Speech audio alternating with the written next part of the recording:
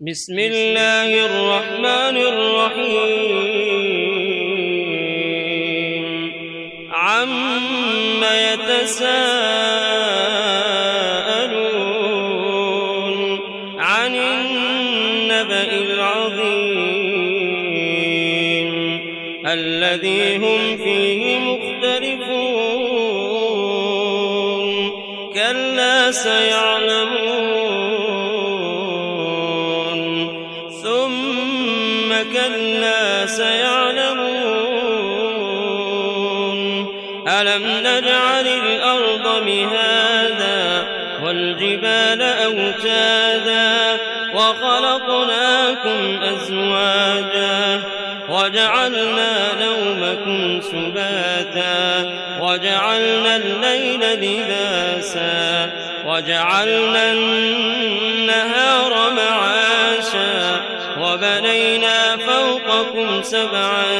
شدادا وجعلنا سراجا وهاجا وأنزلنا من المعصرات ماء ثجاجا لنخرج به حبا ونباتا وجنات ألفافا إن يوم الفصل كان ميقاتا يوم ينفخ في الصور فتأتون أفواجا وفتحت السماء فكانت أبوابا وسيرت الجبال فكانت سرابا إن جهنم كانت مرصادا للطاغين مآبا لابثين فيها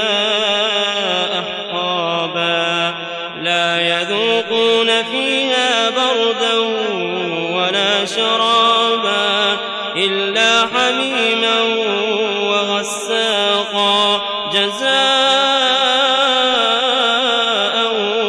وفاقا إنهم كانوا لا يرجون حسابا وكذبوا بآياتنا كذابا وكل شيء أحصيناه كتابا فذوقوا فلن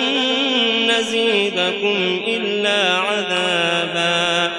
إن للمتقين مفازا حدائق وأعنابا وكواعب أترابا وكأسا دهاقا لا يسمعون فيها لغوا ولا كذابا جزاء من ربك عطاء حسابا رب السماوات والأرض وما بينهما الرحمن لا يملكون منه خطابا يوم يقوم الروح والملائكة صفا لا يتكلمون إلا من أذن له الرحمن وقال صوابا ذلك اليوم الحق فمن شاء اتخذ إلى ربه مآبا إنا أنذرناكم عذابا قريبا